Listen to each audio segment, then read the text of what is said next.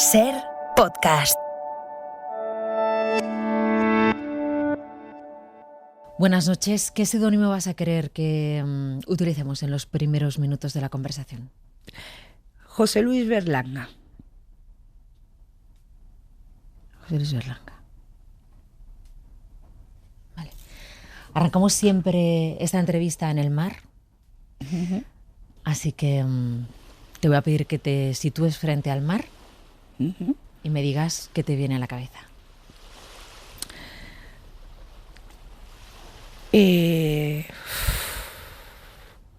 Fíjate que hasta me emociona mucho.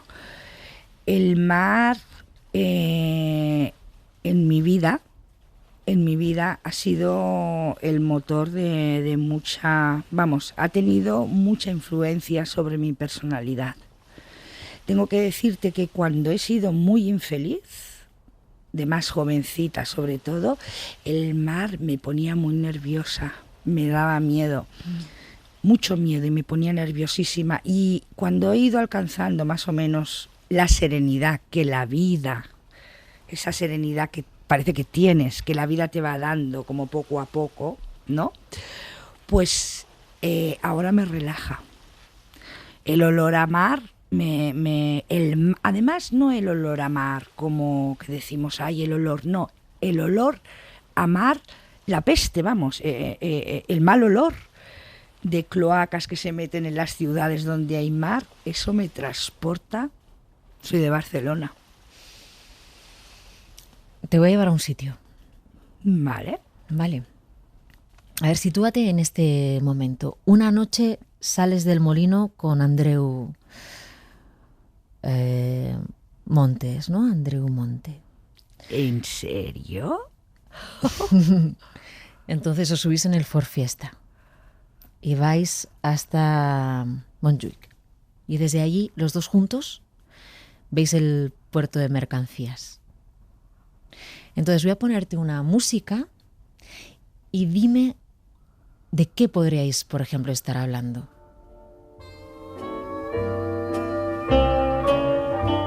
Pero bueno, este programa, mira que muchas veces me han querido dar una sorpresa y siempre sé quién va a salir. Pero este programa, ¿qué es? Bueno, por favor, los oyentes, o sea, ¿qué magia es esta? ¡Qué fuerte, Mara! Podríamos estar hablando, sobre todo, del amor. Del amor. No hablábamos de trabajo, no hablábamos de nada, solamente del amor. De cuándo llegaría el amor romántico, a nuestras vidas. De si algún día desde ese sitio se ven todos los containers, pero de mercancías que el puerto deja allí. Y se ven muy pequeñitos, entonces tú te sientes muy grande. Y miramos allí que las gaviotas se ponen todas a dormir encima de los containers y hablábamos allí del amor, no hablábamos de nada más.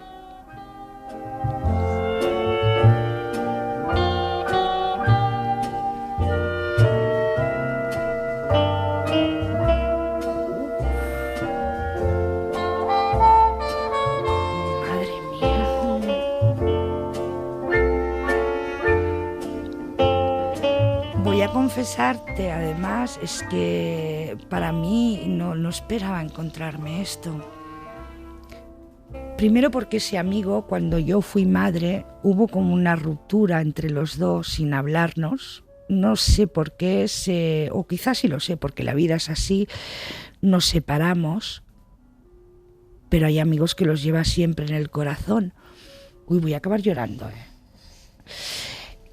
Y luego que esa imagen, la imagen que tú dices desde un Ford Fiesta admirando la ciudad de Barcelona, desde Montjuïc, que es donde está el castillo, se está empezando a cuajar, no puedo decir nombres ni con quién, pues una serie muy bonita. Es la primera vez que lo digo. Y se está empezando a cuajar una serie que parte de esa imagen. ¿Ah, sí? Sí. Es que me has dejado perpleja. No sé, es que me está pareciendo como si me hubiera desmayado y estuviera soñando esto, ¿sabes? Bueno, a ver, entonces eras muy joven. Sí, no tanto. No, porque porque estabas trabajando en el molino Sí. de Vedette, Andreu también. Sí, Estos son los años 90. sí. Y dices, fíjate que hasta que nace tu hija tenéis relación, Andreu y tú. O sea, ¿eres de esas personas que mantienen a los amigos? Sí, mantengo a los amigos. También es verdad que tengo amigos poco exigentes que saben de mi libertad. Yo tengo una cosa que durante el día estoy muy poco animada para ir a ningún sitio, entonces muchas veces me llaman y yo no voy a ningún sitio. Porque, no sé, a veces me he planteado no sé, si tengo alguna enfermedad, y lo digo en serio o algo, porque por el día estoy siempre muy cansada. Entonces yo entiendo que es difícil ser amiga mía o amigo, porque siempre estoy cansada. Porque digo, no quedas, no porque quedo, digo que no quedo tomas y no un café, voy. no apareces. Exactamente. Pero sí que es verdad que de repente si un amigo me llama a las 3 del mediodía o a las 3 de la noche y veo que realmente me necesita, pues corro. Eso sí que es verdad. Yo creo que por eso mantengo a las amistades. ¿Qué es el bar Cleo? Madre mía, ¿este programa qué es? ¡Qué fuerte, Mara! Los que estáis escuchando esto, los oyentes, te digo una cosa, no me extraña que lo escuchéis, francamente, porque esto es un viaje, este programa es un viaje. Bueno, el bar Cleo es un bar que tenían mis abuelos en el barrio gótico de Barcelona, que luego me he enterado con los años me he enterado que por debajo de ese bar pasa un río.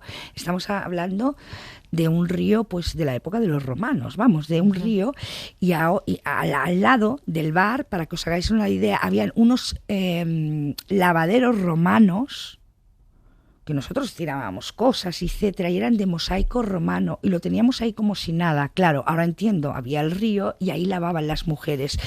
El bar Cleo es el bar que a mí me inspiró, todavía sueño con él.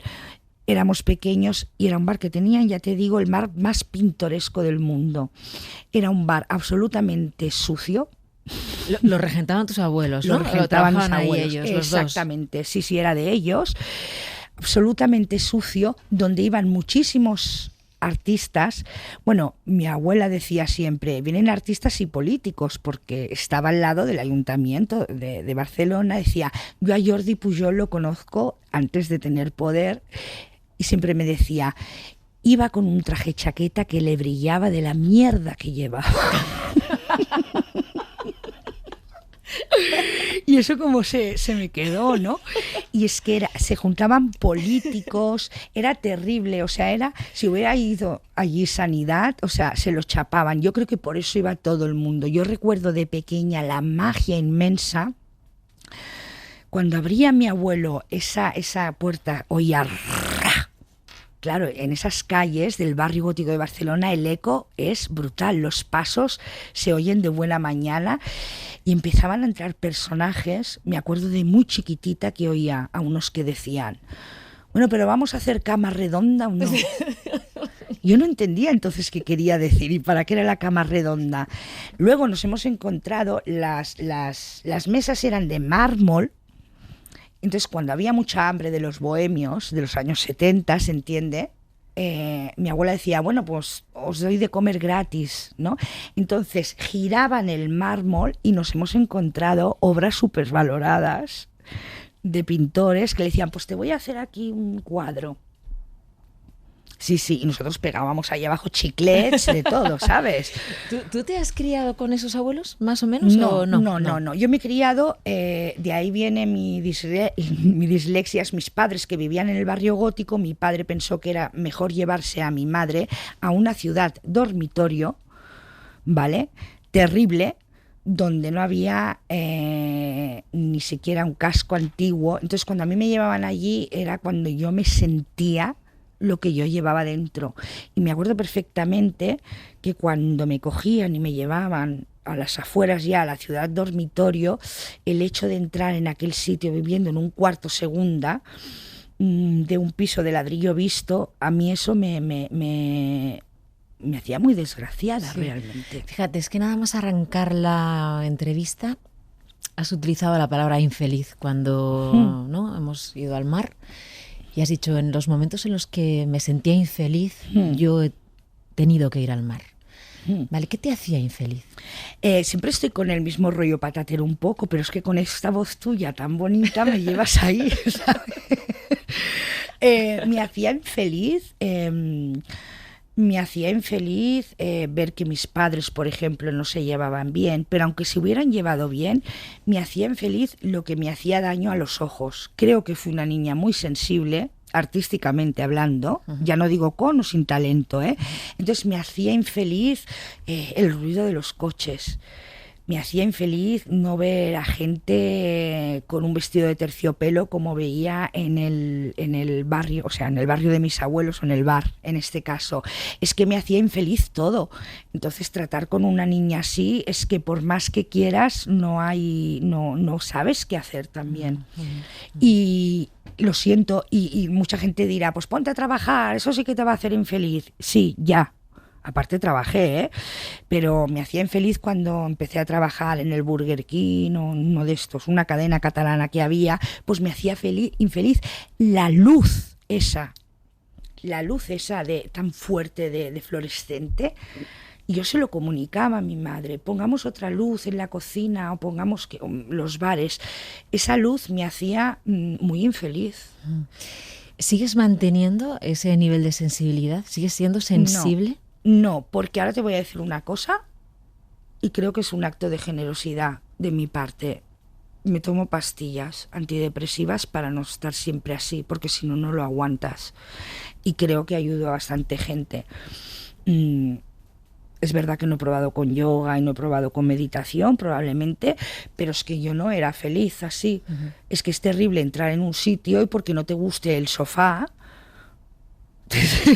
el color pasarlo del sofá mal, sí, te parezca que es una horterada, pues lo paso mal. Entonces, yo ahora lo que me sirvió mucho es descubrir que han descubierto que hay un 20% de la población, no sé si has oído tu Mar hablar de esto, de que se les llaman PAS, son personas altamente sensibles, que no quiere decir personas altamente buenas ni personas altamente exitosas, no, sino que tienes una sensibilidad más agudizada por una amígdala, no sé si lo digo bien, en el centro del cerebro. Es un tema interesante y creo que tendrías que invitar algún día a alguien, porque a mí eso me salvó mucho la vida, saber que yo era así.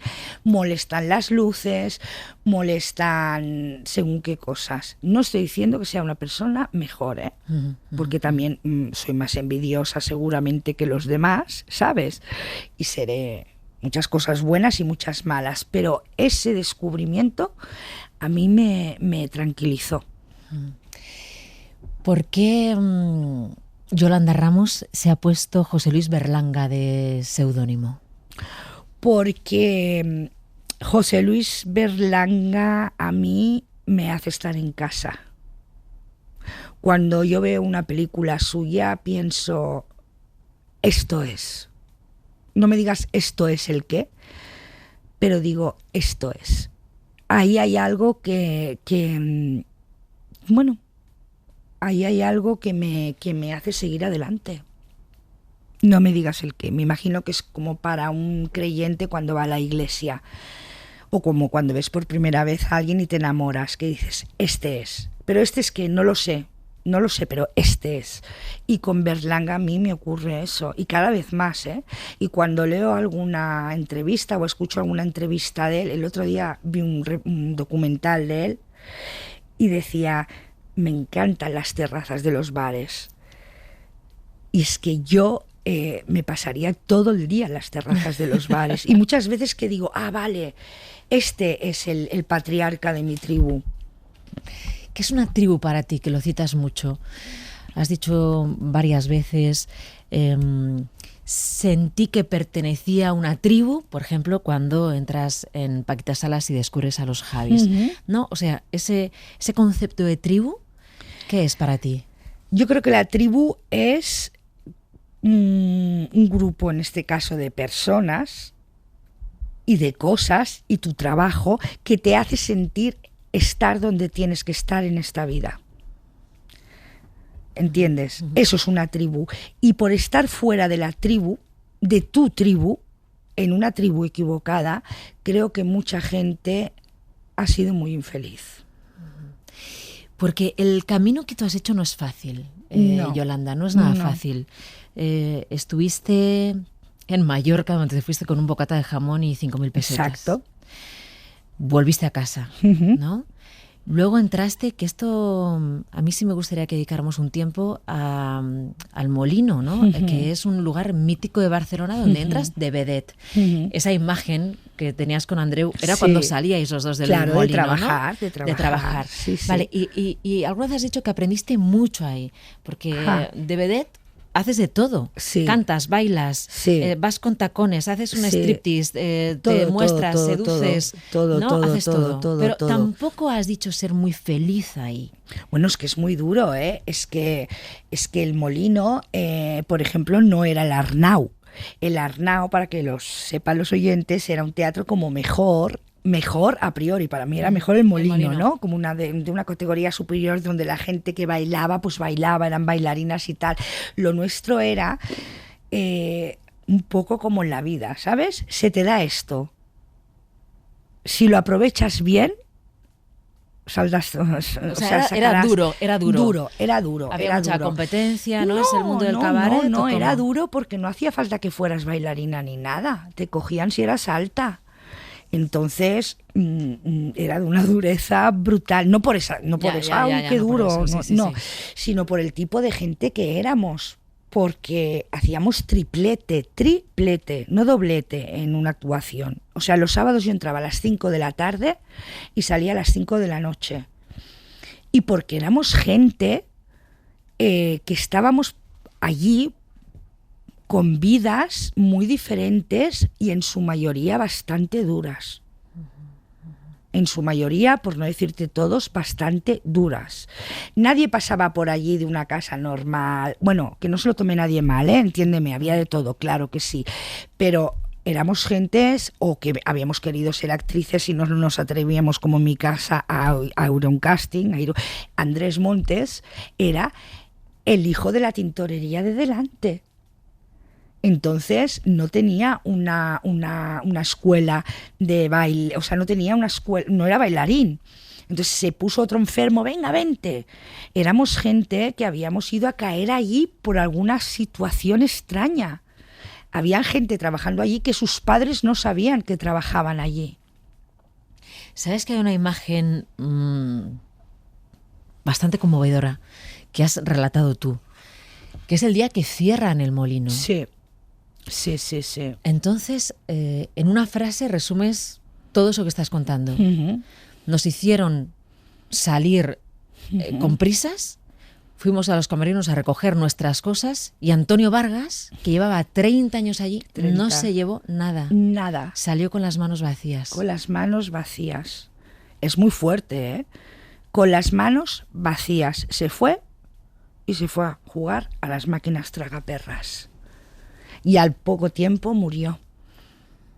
O sea, a veces me dicen, ¿por qué no escribes un libro? Y yo creo que por respeto a la gente que sigue viva, no escribo un libro porque creo que hay cosas tan desgarradoras, ¿sabes?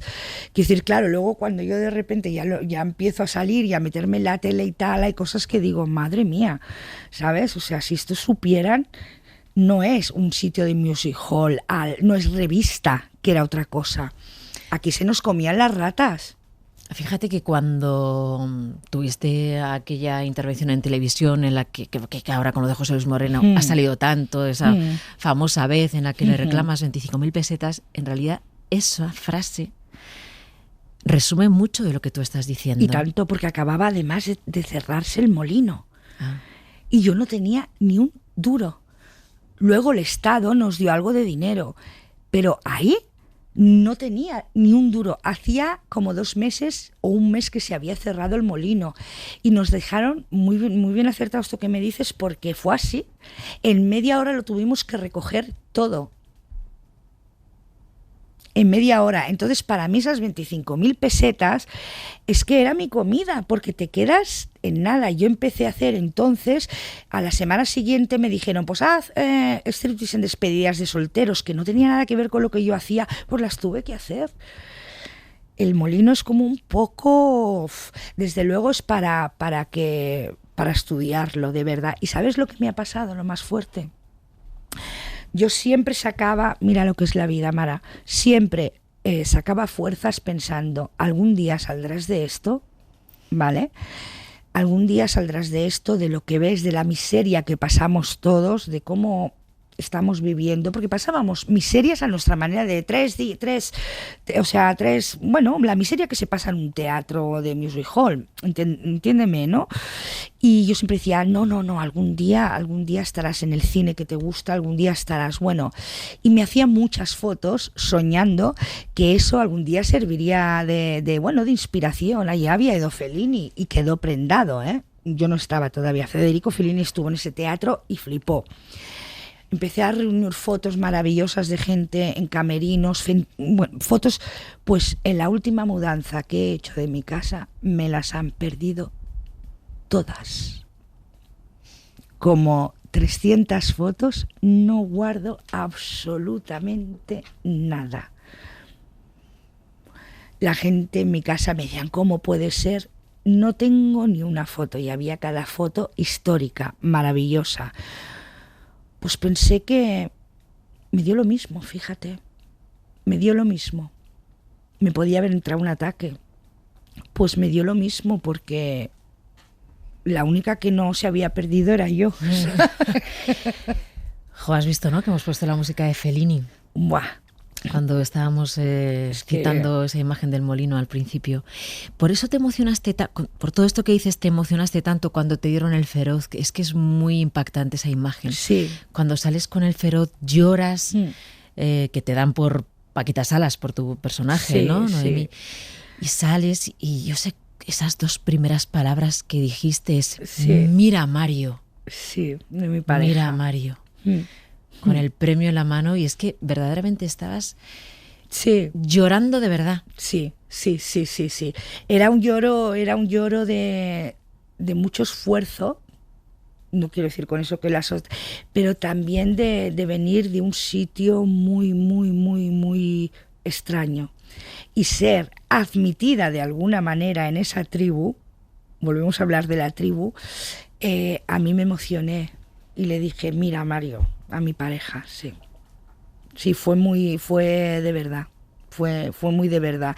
Y además que viniera de periodistas, sí, creo que tenéis vosotros una misión importantísima en la sociedad, lo digo de verdad, no lo digo porque, entonces que viniera de ahí me pareció como una revolución casi. ¿Tú te sientes querida, Yolanda Ramos? ¿Te sientes querida por la gente, mucho. Por el público? Ahora sí, he pasado épocas en las que yo quedaba como que era una locatis, como que me inventaba los guiones, peor, que no me lo sabía, que era verdad, no me lo sabía, francamente, la verdad, no me lo sabía porque no tenía nada que ver conmigo. Ahora sí, han tenido que venir nuevas generaciones, como son los Javis. O Paco León, ¿no? Que Paco también, León, exactamente. Paco León, que también en Carmen Ayame. De todas maneras, te dio un yo amo a mi amigo y creo que es un artista brutal, pero sí que es verdad que Paco León tiene más asumido lo que es ser una estrella al uso. Yo no. ¿Sabes? Él lo tiene asumido y lo hace bien. Yo no. Tú, el tiempo que estuviste en MasterChef, que es cuando muchísima gente te descubrió. Sí. La verdad. Sí. Coincidió con el estreno de Paquita Salas, también, pero sí. Pero bueno, Paquita Salas estaba en una plataforma, pero MasterChef estaba en la 1, ¿no? Sí. Vale, ¿hay notas que la gente descubrió a una Yolanda Ramos que tú querías? Pues fíjate, no. Igual es así, pero no. No lo sé. No, No veo un antes y un después de MasterChef, quizá porque le hizo un poco de sombra en mi vida, digo, Paquita Salas, ¿sabes? Pero no creo, yo creía que ya sabían que era así, ¿sabes? Vamos a poner un poco de Paquita Salas, de este personaje. ¿Para qué crees que sirve realmente el Haskell? Para el trending topic. Estás mezclando un poco churros con menina. Paquita, cariño. Para el tweet. No. Bueno, yo soy muy cocinanta y cada día de la semana hago un plato de cuchara. Me da igual ¿Sabes? invierno que Es verano. que lo Si que no es de cuchara, asombroso yo no me levanto de la es eso que has dicho de las nuevas generaciones. Es que verdaderamente tenía que venir un talento nuevo, Nuevo, exactamente. que viera con naturalidad lo que vemos en Paquita Salas y que nadie se había atrevido a hacer hasta ese momento. Y que lo haga, lo hable, quiero decir, es que tú, yo he estado dando, ¿sabes? Estas burradas toda la vida, pero yo he estado nominada a los Goya, pero, ¿sabes? Es que, para decirte verdad, no me acompañó ni Paco porque estaban entre otras cosas. Eso es así, ¿sabes? O sea, era un poco la que, bueno, y estos me han hecho sentir importante. Es así. Es así. Igual mañana se me acaba el chollo, pero es así. Entonces ver que estás haciendo algo y que esa gente... Ahora me voy al Festival de San Sebastián porque ellos han dicho, vente conmigo, ¿sabes? O sea, entonces dices, qué fuerte, no habían nacido, ¿sabes? De qué poco me ha ido. ¿Sabes? De qué poco me ha ido. Si no llegan a nacer, no me como una mierda. ¿Sabes? Entonces por eso me siento muy afortunada, porque Paco y tal, lo que te decía, o sea, ellos son estrellas de por sí, entonces yo quedo un poco, y aparte, también eso de Yolanda, vente aquí, vente allí, Yolanda, nunca nos vemos, Yolanda, ¿sabes? Y hay mucha gente que eso no lo sabe ver, y hay mucha gente también que yo creo que le da un poco de asco mi humildad, mira lo que te digo. Ahí lo dejo. pero en el buen sentido de la palabra, por un miedo propio. Hay mucha gente que no soporta a la gente humilde, que le da rabia. Pero yo creo que yo, el día de que deje de ser miedosa, hipocondriaca, humilde, empática, ya no sabré hacer a Noemí Argüelles. A ver, Yolanda... Todo eran piropos, un poco, lo que me he dicho a mí misma. Sí, te los dices a ti y te los mereces. Gracias. A ver, dos cosas. Una, ¿a quién tendrías o a quién querrías dar las gracias? Que haya sido muy importante en tu vida. ¿Artística? No. No tiene por qué. Si yo digo gracias, ¿quién te viene a la cabeza? Pues mira, me viene a la cabeza mi pareja. Ya sé que es muy típico, etcétera, pero me viene a la cabeza mi pareja. Y a continuación, artísticamente, sin duda, a Javi Ambrosio y a Javi Calvo. Y lo digo desde el corazón, ¿eh? Lo digo desde el corazón y sabiendo lo que digo. Y a mi pareja. Mi pareja fue la primera persona que me dijo, le costó, porque al principio me decía, te has de aprender los guiones porque quedas muy mal en Globo Media, porque haces lo que te da la gana. Hasta que un día me dijo, tía, tienes razón, haz lo que te dé la gana. Y de ahí me dio seguridad. Por eso dije, mira, Mario, sí, es verdad. ¿Qué música pondríamos para que estuvierais Mario y tú en un faro? Anda, pues no lo sé. Ay, qué mierda, tío. Fellini no, que es una cosa mía. Eso no. Ay, es que me gusta ¿Sabes cuál nos gusta mucho ahora que la escuchamos mucho? Vale. Ay, no, ya sé cuál. No, otra. Aleluya, de Rufus Wainwright. Vale, vamos a buscarla. Entonces, vamos a visualizar eso. Vale. De noche gira la lámpara, cada faro tiene una cadencia distinta, las ráfagas van iluminando pues, el cielo, el mar, y estás con Mario. Y suena Aleluya. Entonces, ¿qué estaríais haciendo? ¿Bailando? ¿Qué le dirías? Yo creo que los dos estaríamos mirando al mar y pensando lo extraña que es la vida, que tenemos una hija maravillosa. Ay, me Jolvar, es que... Uf. Lloro otra vez, que últimamente lloro todo el rato.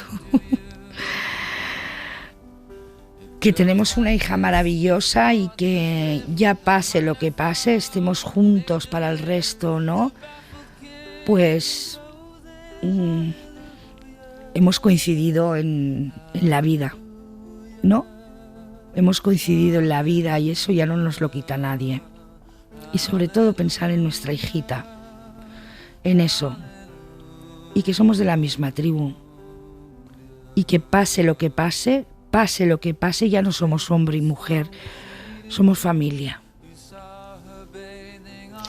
Yolanda Ramos, ha sido un gusto esta conversación. Ay, es tenerte que aquí. os habéis pasado 3 pueblos, ¿eh? Es que últimamente salgo llorando en todos lados.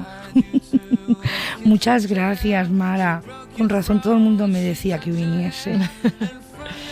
Gracias, eres muy mágica. Me han hecho muchas entrevistas y muchos programas y muchas dedicatorias y muchas sorpresas. Pero hoy has tocado unos puntos. Muchas gracias. Es tu viaje, en realidad. Muchas gracias por ir conmigo en este coche. Buenas noches. Gracias. Maybe I have been here before. I know this room, I've walked this floor. I used to live alone before I knew you. I've seen your flag on the marble arch. Love is not a victory march. It's a cold and it's a broken hallelujah. Hallelujah. Hallelujah. Hallelujah. Hallelujah.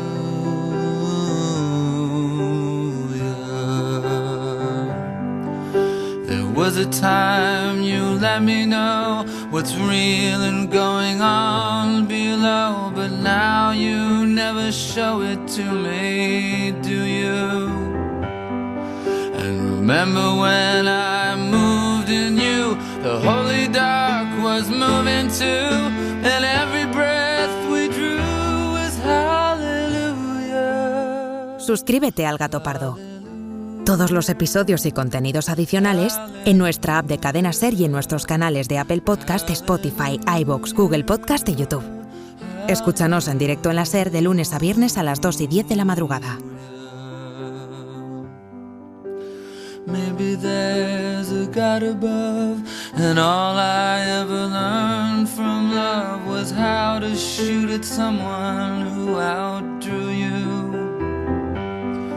And it's not a cry you can hear at night, it's not somebody who's seen the light, it's a cold and it's a broken hallelujah. Hallelujah. Hallelujah. Hallelujah.